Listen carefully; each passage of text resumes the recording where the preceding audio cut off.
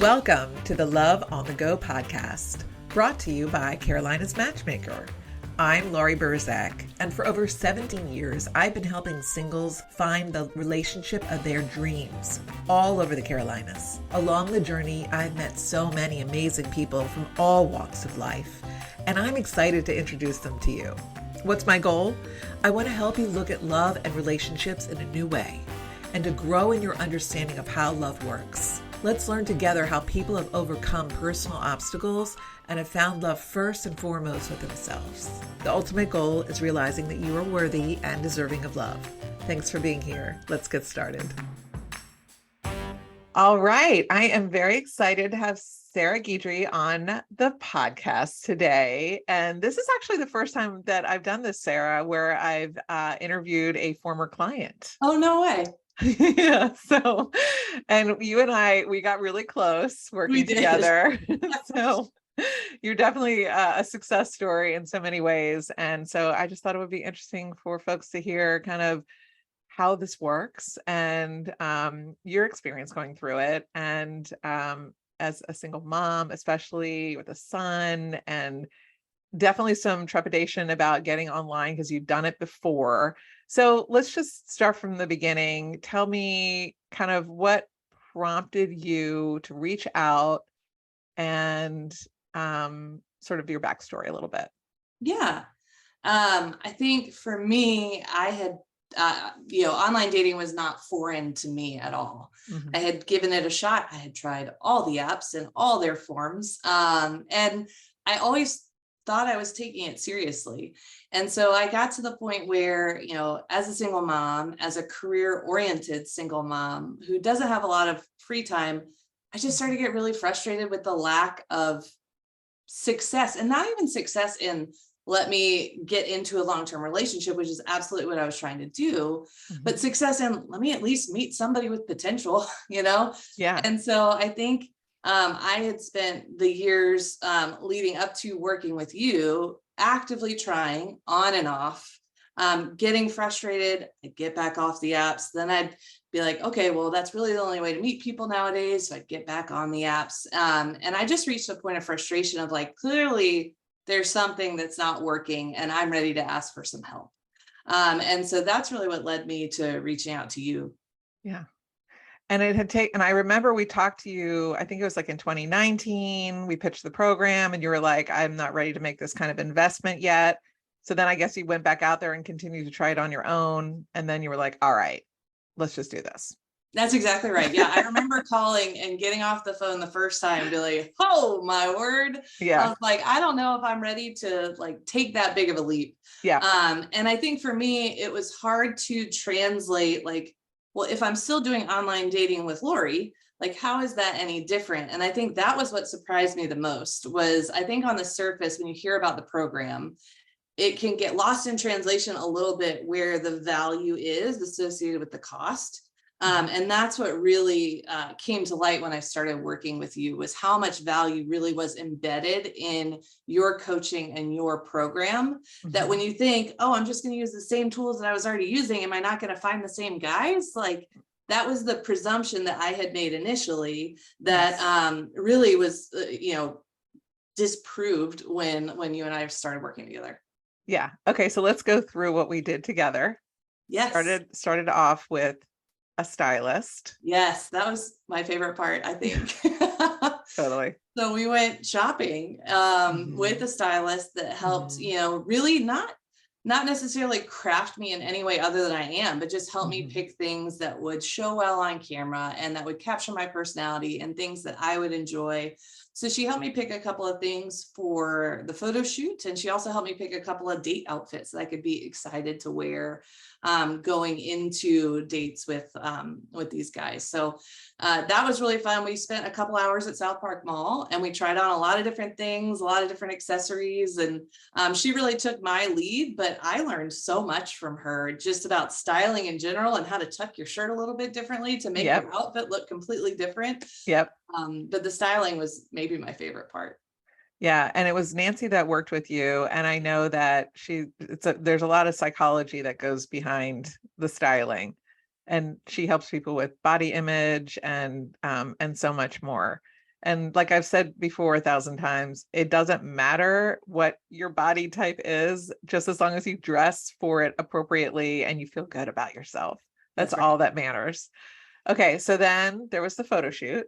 Then there was the photo shoot, and that was maybe my second most favorite part, because like the group of folks that were there just made you feel pretty, and like made you, not that I think I'm pretty. I love looking at myself. That's a weird thing to say, Nice. but you know, like I don't have any self-image issues, but somebody there rooting for you and just like cheerleading you in the background just bubbles up your confidence that much more, to where I think I presented myself in pictures. And, you know, sometimes you get your picture taken, you're just nervous, like anybody, you know, in front of a camera lens, you can get stiff and nervous. But the group of gals that was there, Nancy was there too, helping me get styled for the photo shoot. I had my hair done, my makeup done. And it was just the perfect recipe for feeling confident and capturing my true self in those photos, as opposed to like a stiff, nervous version of myself. Yeah. And we did indoor photos and outdoor photos. We did. In the studio. And then we got the photos back and we helped select the ones that we liked the best. Yes. And I think we were aligned with the ones that, and we had others that as backup. So we could, it's always good to change out your photos. It helps, you know, the algorithm of popping you to the top of the searches and whatnot. We worked with you with your profile. Let's talk about that a little bit. Yes. So we looked at my existing profile and just, I think you guys really only made a couple of slight tweaks to how I had presented myself. I think it was, I personally didn't want all professional photos in my profile. So you guys helped me select some other ones to really balance it out. That to me felt more natural for me. And then we made some adjustments to how I had worded certain things, or just making sure I hit on the right things that somebody might be looking for in a profile, and capturing who I am in words, you know, for somebody that doesn't know me yet. Exactly. And I always like my clients to take a stab at it first, because it needs to sound like them. So that was it. It's not like we've done the rewrite for people for sure, but I want it to sound like in their own tongue. So that was great. So then we launched you online and we had a lot of attention. Yes. Would you say more so than when you've gotten online before? Oh, absolutely. The volume was much greater. And honestly, it made me that much more glad to have you guys, because it was like, gosh, this is a lot to sift through and make sense of. Yeah. But yes, I think once we launched, I was pleasantly surprised with the amount of activity that, you know, really happened out of the gate. Yeah, we were really up leveling you with the photos and the styling and everything else and the new profile. So I think that it definitely garnered the attention of people that hadn't been seeing you before. Yes. And every time you get back on, we used Match.com as our platform. And then sometimes people will get on Bumble or Hinge as well with the photos. It's harder for us to do sort of that back end work for people when they get on the apps. But, you know, we've had people find success that way as well. So you met your boyfriend pretty early on. I think it was maybe 2 weeks in. It really was very early. And let's talk about that, because he was in privacy mode. He was not somebody that I could have found myself. He found me. Yeah. And so that was unique, right? Because he was not in the mix of people that you had found, right? Because you were out there proactively trying to find people that met not my criteria, but sort of matched who I was looking for. Right. And then all of a sudden, you know, he came in the mix, and it was a wild card. Right. Because I remember so we have weekly Zoom meetings, you and I also have staffers that work with people as well. But in this instance, every week we were finding 5 potential prospects for you. And then you were writing to them, liking them, and then writing to them. And then all the while you were getting hits coming in. So we were deciding which ones of those were potentials for you, which ones weren't, blocking the ones that were clearly not, or if they were sending inappropriate messages or whatnot. And then Chris came out of the blue, and it's like, I remember saying to you, where did he come from? And Molly, who helps with this program as well, one of my staffers was like, I have never seen this guy. And that's what it was. He was in privacy mode, and which I don't recommend to people, because then nobody's going to see you. So obviously my clients are in public mode, but it does speak to when you've got a really great profile and pics, who is going to come out of the woodwork that says, yeah, I'm interested in you. And he's a private guy. Yes. So that's why he was on privacy mode. That's right. So you're going to laugh, but I have notes that I took about your first date with him. Oh no. And here's what I wrote. My notes on her date. Saturday night date with Chris went well. They're going out on a proper date on Saturday night. He is planning it. He was always really good about, and I bet he still is, planning dates. I love that. First date was 3 hours long. They went to Firebirds. They had small talk mainly, not a lot of content. You had appetizers and drinks. And your comments to me were that you wanted to get a little bit deeper with the conversation and that he's private. And I said, don't worry about it. It's going to happen. You did. You know, the only thing you need to think about is this somebody I want to go on a second date with? It doesn't all have to come out. And we did talk about maybe doing that New York Times 36 questions with him. Did you end up doing that? So that's like a whole long list of questions that really helps people get to the depths of who the other person is, from like kind of casual conversation to like really deep thought stuff. Yeah. So, and I wrote, I'm excited about this one, 2 exclamation points. I know. So did you ever, you were excited. Did you ever do that 36 questions together?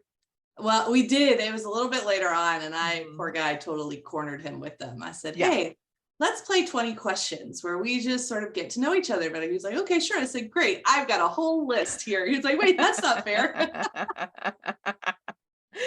Of course, you allowed him to ask some of them to you, I'm sure. I did. We both had to answer whatever question was posed. Yeah, I love it. And that is a great way to get to know someone. Sometimes it's a little premature to even get to know somebody that well. So I feel like it was appropriate amount of getting to know you for a 3-hour long first date. It's always a good sign. Yes. So we didn't necessarily get off Match right away. I never recommend that after a couple dates. You're not cheating on somebody. You should be multiple dating. And that's something that I really have to encourage people to do when they first get online dating. I always say, keep it romantic light so that you feel comfortable, messaging people and whatnot, because you don't want to feel like you're cheating on somebody if you've already kind of gone a little farther intimately wise. And you followed direction. But at the same time, I think you were so excited about him that you weren't really that into messaging other people, but you did it for a little while until we decided to both get off Match. And I'll tell you, Laurie, I don't know if I ever told you this when we were meeting, but you setting my expectations around, would you say, dating light or romance light, or however you phrased it just now, he was also doing the same thing. And I think when we had that discussion of like, hey, I don't really want to talk to anybody else, I really just want to talk to you. And he shared with me that he had been messaging and he was fine to stop. Like, I think that would have wrecked me in a different way had I not had that expectation that that's normal and that's not cheating. And that's exactly what dating is. And so I think that was super helpful for me, not just for myself, to encourage me to stay active and stay involved and not put all my eggs in one basket too early. But it also set my expectations so that when I found out that he was doing the same, I wasn't totally caught off guard and sent into a spiral of, oh, wait a second, what just happened? Yeah. And how many weeks did it take you both to realize that you wanted to be dating exclusively? Do you remember? It was the 5th date. So probably around 4 or 5 weeks, somewhere in there. Yeah. So anecdotally, I have noticed, and I always tell my clients is, if you go on 5 dates with someone, it turns into 6 months or more. It's just something I've observed through my many, many years of being a matchmaker. And then you had a funny story about how you both got offline together. I remember. Yeah, we were sitting at dinner and it was his birthday weekend and I had made him dinner for his birthday. So we were sitting at his table and we're talking. I said, okay, let's both get off Match. And so I go into my account and I get off Match and he's like, well, I don't have it on my phone. I just did it on my computer. I'll get off later. I was like, no. I was like, you'll do it now. He was like, fine, I'll do it. I'm like, no, I'm just going to start messaging some other guys really quick. And he was like, no, I'll do it. It was totally playful. It was not, but it was cute. Well, it's really important that people have that conversation about getting off all apps and to really take it down, because sometimes just because you unsubscribe doesn't mean your image isn't still on there. So you need to do a deep dive and really remove yourself everywhere. So it's good that you do that. I think sometimes people are afraid to have that conversation. Yeah. And to me, it's like, why be afraid? It's like either they're going to be interested or they're not. And if they're not interested, then it's time for you to move on. Yeah. And you want to know that sooner rather than later. You do. And really, after 5 dates, you should know if this is somebody you want to try to focus on, because, you've spent hours and hours with them already, texting, calling, hopefully, and then meeting up in person. So, so one of the things that you and I did some coaching around was, I remember that you went out for dinner with him and some of your friends who, you obviously knew so well. You were so excited about introducing him to your friends. And it didn't go exactly as you had anticipated or planned. Right. And we had some conversations around that, around expectation of your partner. Do you remember that situation? I do. I think a lot of times we expect the other person to behave exactly how we will, right? Like the only firsthand knowledge we have of how we interact in situations is how we personally interact. And so I think I had projected how I would behave in a situation of meeting new friends out as, this is how I expect him to behave. And this is in my head, the only way you behave when you meet new people, right? Subconsciously, this was the story that I was telling myself, right? And so when it went differently than how I might have behaved in meeting new friends, I was like, whoa, what just happened? My expectations weren't met, right? And the disappointment originates with unmet expectations. And so I think I had set my expectations incorrectly, and even in talking to my friends, they're like, no, he was great. We really enjoyed getting to meet him. And I think in dating, it's so easy to get caught up in your mind and to tell yourself stories about what happened instead of just objectively assessing what happened. And I think that's one of the things that you really helped me do, was not get focused on the one storyline that I convinced myself was what happened, and stepping back and saying, Sarah, you guys are different people. Like, of course you would behave differently in social settings. And from what it sounds like to me, it sounds like it was a great evening, and that sort of snapped me out of the single storyline mindset and really got me looking at it from a better perspective. Exactly. And sometimes that bird's eye view of hiring a coach to help you with dating or anything to do with relationship therapy, whatnot, really helps the person receiving that information. Because honestly, you could have walked away at that point. Yeah. You were there. And I was like, whoa. No, you're not doing that. Wrong decision, Sarah. I will not allow you, because at the end of the day, he was kind and really considerate and very communicative and wanting to talk things through.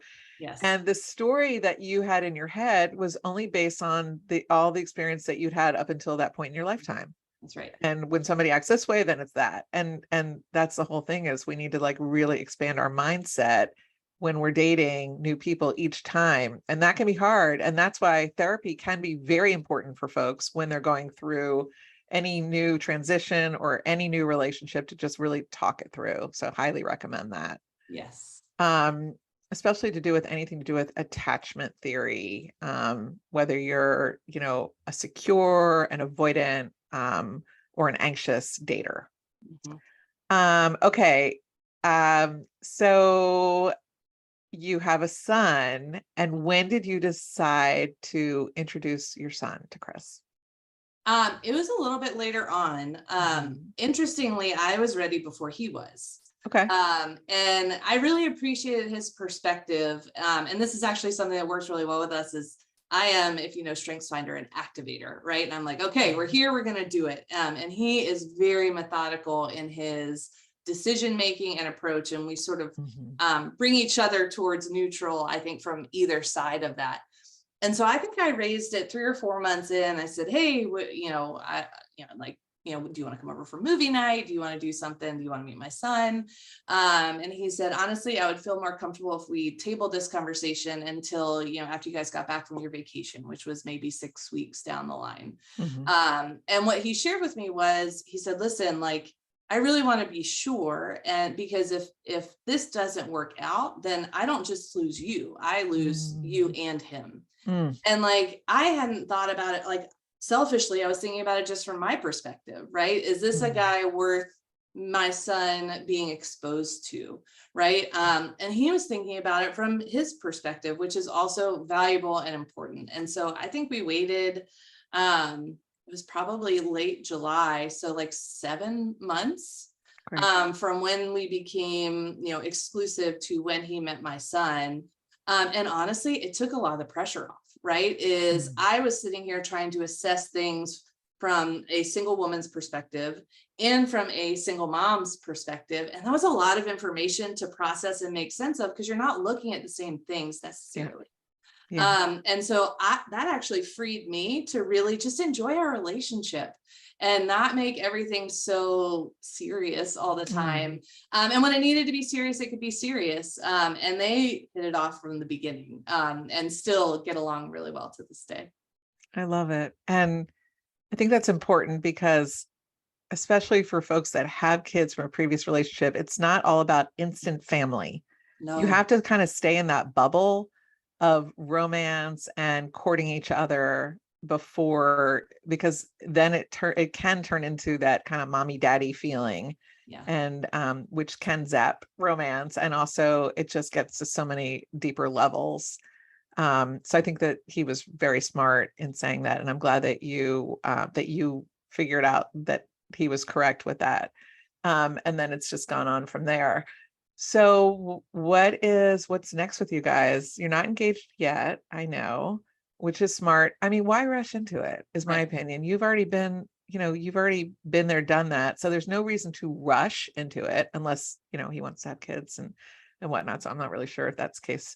So tell us kind of what's next.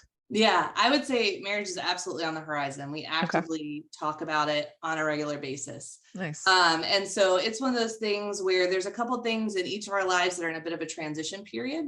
Okay. That we want to make sure that, we each individually have the opportunity to invest in ourselves before we really invest in each other for that next step. We invest in each other constantly, but, to plan a wedding, to be married, like all of that takes a lot of time and effort. And we want to make sure we're setting ourselves up for success. Yeah. We also, I having been there before, and him, being a very conscious decision maker, want to make sure, like, once we get engaged, that's not a decision point anymore. Like, engaged is really just the step before marriage, and we're not going to undo that. So we've been doing a lot of our homework, so to speak, in advance of even getting engaged, of talking about, like, hey, what are your approaches to managing finances? What are the tasks around the house that you despise and that you enjoy? And how might we go about dividing those things?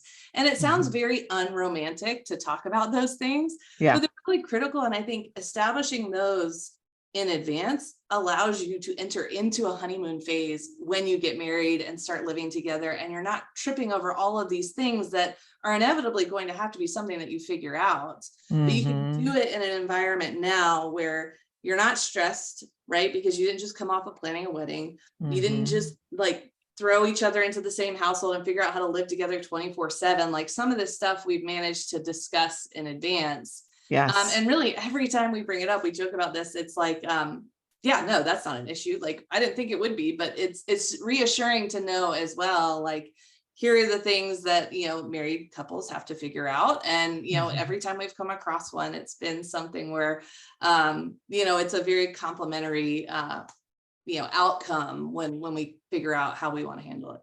Really so smart. You're being really thoughtful, proactive, and just figuring everything out ahead. So things will pop up obviously later on. But I think sometimes people just jump into this thinking it's just all about romance, and actually how to live your life once the beautiful wedding is over is so much more important than, planning the wedding and getting engaged and whatnot. So kudos to you. I'm so excited to watch your life roll out, continuing to watch you and I thank you. It was such a pleasure having you as a client, and watching you evolve and just raise your vibration and learn so much. And then it was great to have you share today. Thank you for your vulnerability. Absolutely. I appreciate you would ask. And it was honestly, I think for me, I had a lot of hesitation around, gosh, do I really need somebody to tell me how to date? Hmm. I mean, there's a pride element to it for me as well. I'm like, Hmm. I'm an intelligent woman. I've got a great career. I know how to interact with other humans. And so Yeah. there was a pride element that I had to get over. And if I can help anybody else just realize the value that it brings and help them find love by being open to asking for help. Like, I mean, I want other people to experience what I've had the joy of experiencing with Chris. Like it's, if you're thinking about it, I just highly recommend giving Laurie and her team a shot. Like I said, it took me a year and a half to actually come around. And part of me wishes I had done it sooner. And part of me is glad I didn't, because I probably wouldn't have met Chris. So, I mean, It's everything happens in the right time for the right reasons. But if you're thinking 100%. about it, it definitely is money well invested in yourself. Thank you, Sarah. Great to see you. I'll speak to you very soon. Good to see you too, Laurie. Thank you. Thanks for listening to Love on the Go. You can follow the podcast on any podcast app to be notified when our next episode comes out. Also, if you've loved this episode, I'd appreciate it if you could leave us a review or even share it with a friend that might benefit from what we talked about today. To learn more about me and how our team helps singles across the Carolinas and beyond find love, visit carolinasmatchmaker.com. You can find a link to our site in the show notes. Until next time.